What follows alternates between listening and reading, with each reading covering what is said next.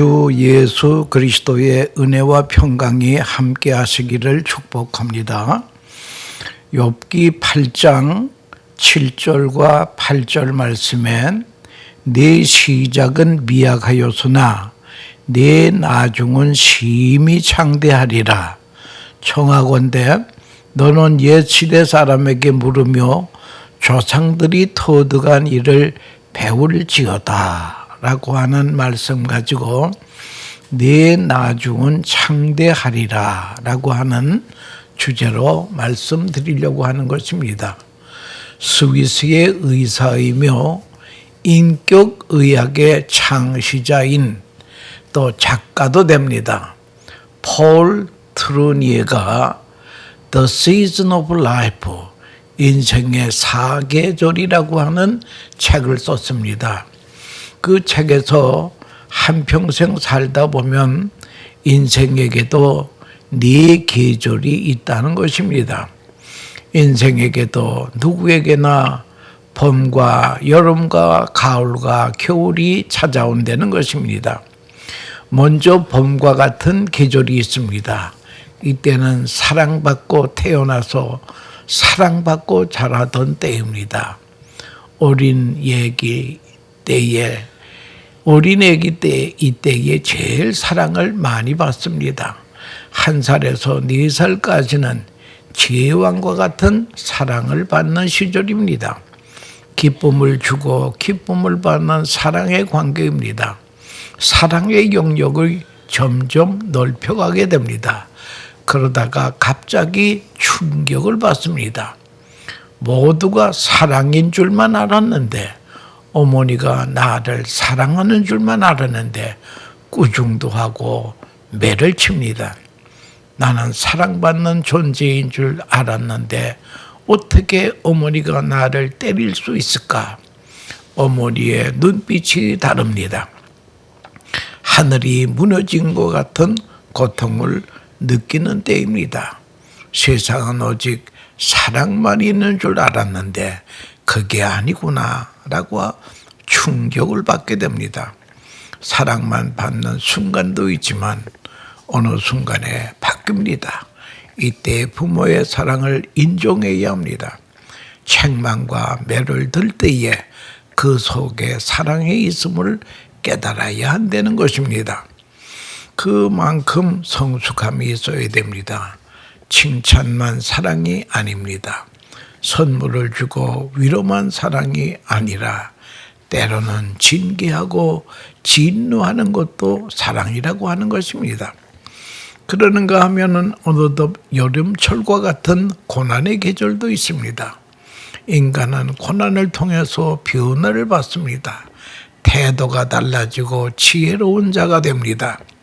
고난 없이 성장은 없습니다. 건강을 위해서 운동을 하는 것도 몸에게 고난을 주는 것입니다. 모든 고난 속에서 인격이 성숙해지는 것입니다. 그러는가 하면은 가을과 같은 때가 있습니다.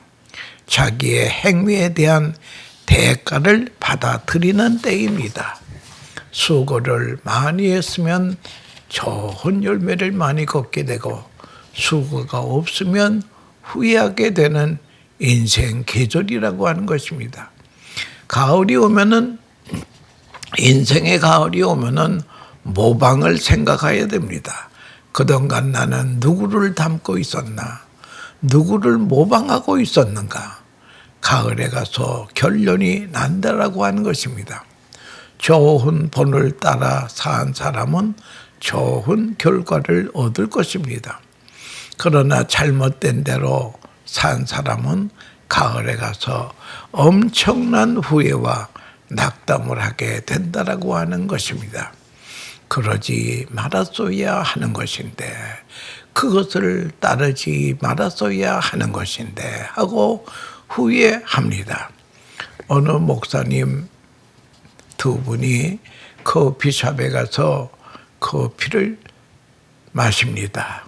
K라고 하는 목사님이 H라는 목사를 만나 이야기하는 중에 H 목사가 K 목사에게 내가 뉴욕 유니온 신학교에서 폴 레이만 교수를 만나 사회주의의 심취가 되어 공산주의 목사가 되어 김일성 대학에서 가르치기도 했지만 목회도 못하고 나는 완전 인생 실패자가 되었지요 하며 눈물을 흘리며 후회하더라고 하는 것입니다.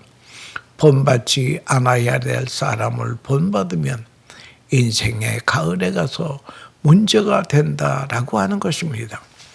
그래서 사람은 일생일대에 사람을 잘 만나야 되는데 특별히 스승을 잘 만나는 것이 복이라고 하는 것입니다.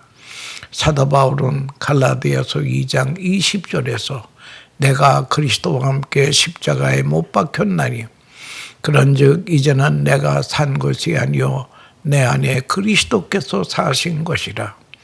이제 내가 육체 가운데 사는 것은 나를 사랑하사 나를 위하여 자기 자신을 버리신 하나님의 아들을 믿는 믿음 안에 서는 것이라고 신앙 고백을 했습니다. 그리스도만 본받고 내 안에 그리스도가 계시고 그렇게 나는 살아왔노라. 그렇기 때문에 사도 바울은 후회가 없는 삶을 살았습니다. 인생의 가을에 가서 보니 종자를 잘못 뿌렸습니다. 그동안 육체에 심한 뿌린 사람은 육체로부터 썩어진 것을 걷게 될 수밖에 없습니다. 그리고 지난 생을 끝없이 후회하는 인생이 된다라고 하는 것입니다. 성령을 쫓아 성령의 씨를 뿌린 자도 있습니다. 심는 대로 걷는 원리를 깊이 생각해야 합니다. 심는 것은 자유이지만 걷는 것은 자유가 아니라고 하는 것입니다. 그러는가 하면 어느덧 인생의 겨울이라고 하는 게 닥쳐옵니다. 자기 자신의 습관 다 내려놓아야 됩니다. 겨울이 되면 다 접어놔야 됩니다. 모든 관계에서 끊어야 합니다. 인생을 정리할 때입니다. 이렇게 인생의 사계절을 폴 트루니의 교수가 이렇게 설명을 했다라고 하는 것입니다. 오늘 본문의 욥기 8장 7절에 내 시작은 미약하였으나 내 나중은 심히 장대하리라. 이 말은 욥이 엄청난 시련을 겪고 있을 때에 친구 빌닷이라고 하는 사람이 찾아와서 충고하는 말씀입니다. 내가 지금은 고생을 많이 하고 있으나 끝은 창대하리라. 현재의 욥은 큰 시련을 겪고 있습니다. 상상할 수도 없는 고난을 당하고 있습니다. 이 시련의 시작은 미약하나 그 끝은 창대하리라. 이것이 친구의 위로의 말씀입니다. 이 말 외에 다른 위로가 없었다고 하는 것입니다. 여러분, 큰 시련 속에 큰 은총도 있다라고 하는 것을 알아야 될 것입니다. 시작은 미미하지만 끝은 창대하게 될 것이다. 끝을 소망해야 된다는 것입니다. 하나님께서 아브라함을 부르십니다. 75세 때에 아브라함에게 하나님께서 내 고향과 친척 아비집을 떠나라. 왜 떠나야 되는 설명도 없습니다. 고향은 갈대아 우르였습니다. 거기에는 우상이 가득한 곳이었습니다. 그런데 떠나라 할 때에 어디로 가라 하는 지시 말씀이 없습니다. 가면 어떻게 된다는 말씀도 없습니다. 나이 75세면은 그래도 나이가 고령의 나이인데 아브라함에게 무조건 떠나려는 거예요. 많은 문중과 가축을 이끌고 고향을 떠납니다. 이것이 믿음이라고 하는 것입니다. 그래서 히브리서 기자는 갈 바를 알지 못하고 떠났다. 갈 바를 알지 못하고 떠났다. 떠나라니까 떠나는 것입니다. 며칠 가는지 모릅니다. 하나님께서는 이 아브라함의 순종을 보시고 그 다음에 하신 말씀이 이 땅을 너와 네 후손에게 주리라. 여러분, 이스라엘은 우리나라 강원도 땅만한 면적밖에 안 돼요. 그렇다고 해서 인구가 많은 것도 아닙니다. 그런데 이스라엘은 강한 민족입니다. 이스라엘이 강한 민족이 된 원인이 두 가지가 있는데, 하나는 이 땅을 너희에게 주리라. 땅에 대한 약속, 이걸 붙잡고 있었다는 거예요. 그 다음에 하나님께서 이스라엘 백성에게 준 게 토라, 율법이옵시다. 이 두 가지가 이스라엘을 강한 민족으로 만들었다고 하는 것입니다. 인간의 생각으로는 좀 미리 말씀하시면 안 되겠습니까? 이쪽으로 가라는 말씀도 없습니다. 하나님은 믿음으로 떠나는 모습을 보시고 약속의 땅을 허락하시는 것입니다. 결과를 모르고 말씀만 믿고 떠나는 아브라함 순종 후에 말씀하십니다. 아브라함도 그제서야 깨닫게 되는 것입니다. 욥기 23장 10절에 그러나 내가 가는 길을 그가 아시나니 그가 나를 단련하신 후에는 내가 정금같이 되어 나오리라. 나의 가는 길을 나는 모릅니다. 그러나 그분은 하나님은 하신다는 것입니다. 말씀하시는 분이 책임을 지신다는 거예요. 명령자에게 순종하면 명령자가 책임을 지는 것입니다. 나는 그저 말씀 따라 가는 것뿐입니다. 욥도 믿고 따른 것뿐입니다. 이 과정을 통해서 정금같이 나오게 된다는 말씀입니다. 시련과 훈련을 통해 정금이 나온다는 거예요. 이 믿음을 가지고 이 시련의 과정을 거쳐서 승리한다는 것입니다. 그 마지막은 하나님만 아십니다. 마지막을 위해서는 우리에게는 믿음만이 필요합니다. 하나님과의 교과 과정, 소위 인생을 사는 커리큘럼이 있습니다. 나를 향한 교과 과정이 하나님께서 짜 놓으셨다는 거예요. 하나님이 이스라엘 백성을 애굽에서 출애굽시킵니다. 애굽에서 나와서 가나안 땅은 그저 보통 걸음으로 걸어도 보름이면 가는 거리였다. 그런데 왜 이스라엘 백성들이 40년간 광야길을 걷게 하신 것입니까? 여기에 하나님의 교과 과정이 있다는 거예요. 이 광야라고 하는 이 학습을 통해서, 여기에 훈련을 통해서 교육을 받은 다음에 가나안 땅에 들어가라고 하는 것입니다. 가나안 땅에 들어가는 것만이 먼저가 아닙니다. 가나안 땅에 들어가서 가나안 땅에, 약속의 땅에 살 수 있는 하나님의 백성이 된 다음에 거기 들어가려는 거예요.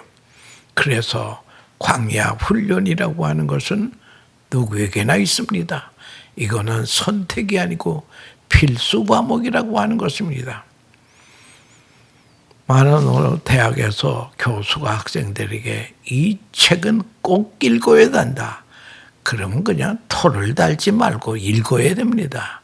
나에게 닥치는 시련은 나는 모르지만 하나님께서는 나를 향한 계획이 계시다라고 하는 것을 알아야 될 것입니다. 욥은 이런 고백을 합니다.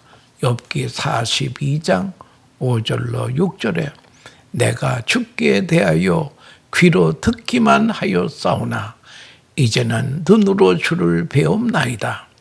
그러므로 내가 스스로 거두어 드리고 티끌과 제 가운데서 회개하나이다. 그동안 귀로 듣기만 했는데 이제는 지금 눈으로 보게 된다는 거예요. 이게 그냥 된 게 아니라 욥도 시련을 통해서 얻은 지혜라고 하는 것입니다. 지금도 시련을 통해서 하나님의 뜻이 보입니다.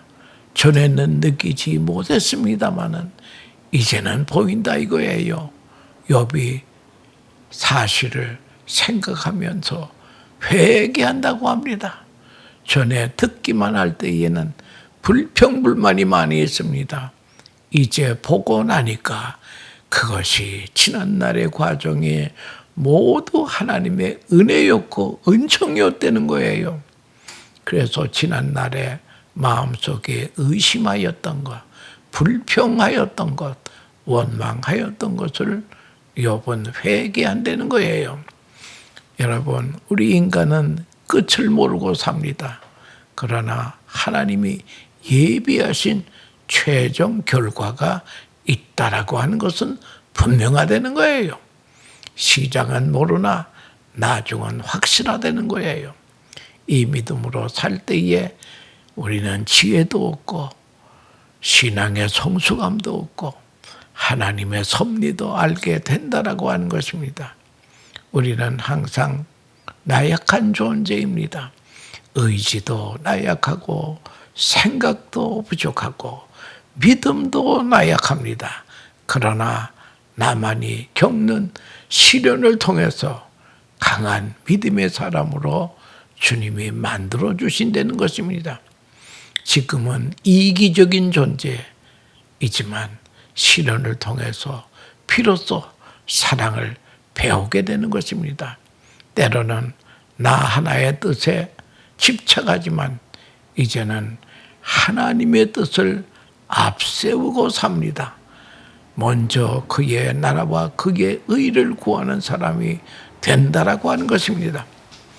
쓸모없는 존재이지만 많은 시련을 통해서 유익된 사람으로 양육이 된다라고 하는 것입니다. 처음에는 초라하게 시작하였으나 하나님의 은총 속에 강해지고 온전함에 이룬다고 하는 것입니다. 이 사실을 아는 것이 하나님의 사람의 모습이라고 하는 것입니다. 우리가 다 이민을 왔습니다마는 이민은 교포 가운데 이런 간증을 합니다. 고국에서 친구의 빚 보증을 섰다가 재산을 홀랑 날리고 200불 가지고 케네디 공항에 도착했다는 거예요. 미국으로 이민 와서 이런저런 고생 안 해본 것이 없습니다. 그러나 지금은 아이들이 다 대학을 졸업하고 이렇게 큰 집에서 살면서 신앙생활도 잘하고 행복하게 산다는 거예요. 그래서 지난 날을 회고해 볼 때에 시련 속에 하나님의 은혜가 있었다고 고백하고 있습니다. 과거에는 그 친구를 원망했지만 이제 생각해 보니 그 친구 덕분에 미국에 와서 이만큼 살게 되었다고 하는 것입니다. 시련을 통해 큰 은혜를 받게 된다라고 하는 것입니다. 혹 우리가 TV를 통해서 축구 경기나 야구 경기를 보곤 합니다. 이 보는 방법이 두 가지가 있어요. 하나는 실시간으로 보는 방법이 있고요. 하나는 재방송으로 보는 방법이 있습니다. 실시간으로 보다가 너무 분해서 밤잠도 못 자는 사람들이 있습니다. 그러나 재방송을 보는 사람은 이미 깃걸가를 알고 보니까요. 흥분할 것도 없어요. 지금은 저렇게 지고 있지만은 마지막에 역전될 걸 다 알고 보니까요. 실제 한국 선수하고 일본 선수하고 권투 시합을 합니다. 타이틀 매치 올시다. 한국 선수가 몰리니까 텔레비를 보면서 소리를 지르다가 뇌졸중으로 죽은 사람도 제 아는 사람 가운데 있었다고 하는 것입니다. 여러분, 제 방송 보는 사람이 더 행복합니다. 신앙적으로도 결과를 알고 믿으면 행복합니다. 나중은 창대하리라. 나중이 창대하기 위해서 여기 8절 말씀에 이런 말이 있습니다. 청하건대 너는 옛 시대 사람에게 물으며 조상들이 터득한 일을 배울지어다. 이게 뭔가 하니 인생 신앙 생활에 있어서도 신앙 선배에게 묻고 배우려는 거예요. 이런 겸손한 자세가 필요하다는 거예요. 욥도 성실과 정직으로 시련을 통해 경험한 신앙의 선배들에게 배우고 깨달았다고 하는 것입니다. 어느 회사에서요, 사원 모집 광고를 냈습니다. 그랬더니 여러 사람들이 응모를 했습니다. 시험장은 한 사람씩 들어가게 되었습니다. 근데 그 시험장에 들어가 봤더니요, 사방에 거울이 있더라는 거예요. 자기 모습이 사방에서 보여요. 뒤에도 앞에도 다 보입니다. 자기 모습을 보면서 답을 쓰려는 거예요. 간단합니다. Yes or no. 예 아니면 아니요라고 답을 쓰는 것입니다. 뭐 설명을 쓰는 것도 아닙니다. 그 질문의 첫째가 이 사람은 정직합니까? 두 번째는 이 사람은 어떤 경우에도 거짓말을 하지 않는 사람입니까? 이 사람은 과연 신뢰할 수 있는 사람입니까?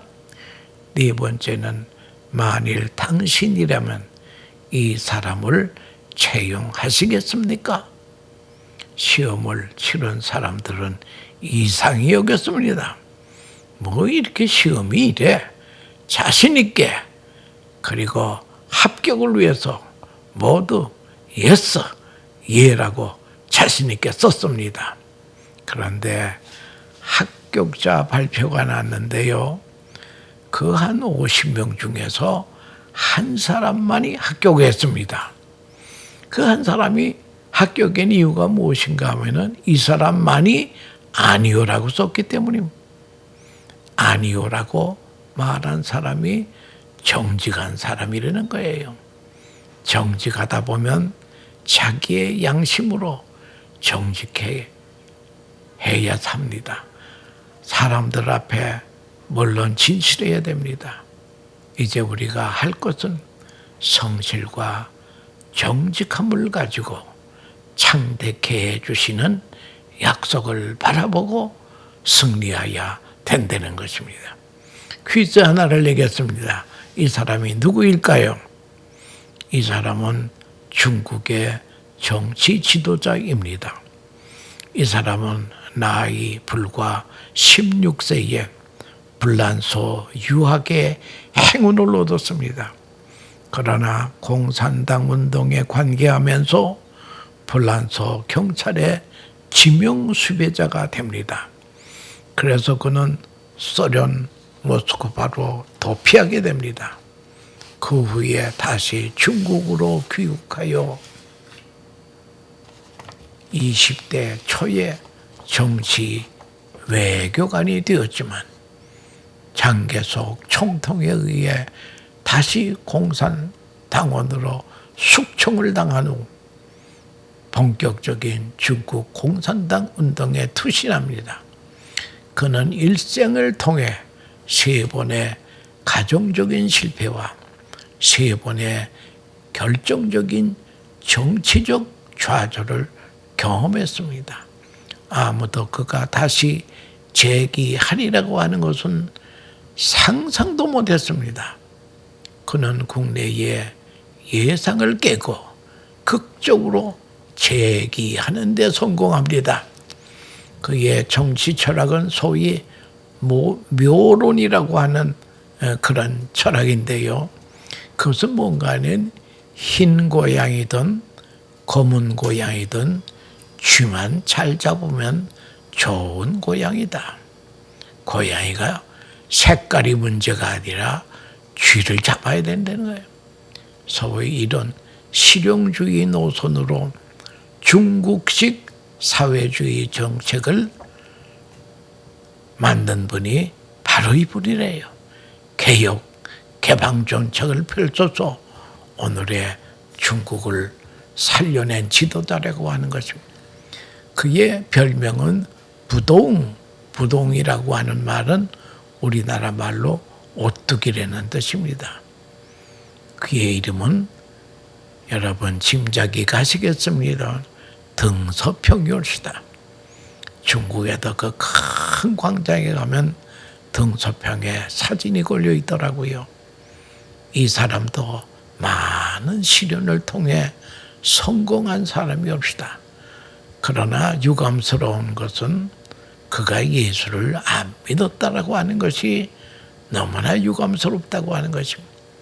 여러분, 우리는 일단 예수님을 나의 구주로 믿고 그리고 성실 근면하며 선자들의 터득한 진리를 겸손히 수용할 때에 창대해지는 역사가 일어난다라고 하는데, 여러분, 이 코로나 바이러스 시대에 다 문을 닫는데 창대한 역사를 이루기를 원하는 사람은요, 성경에 그 원리가 있더라고요.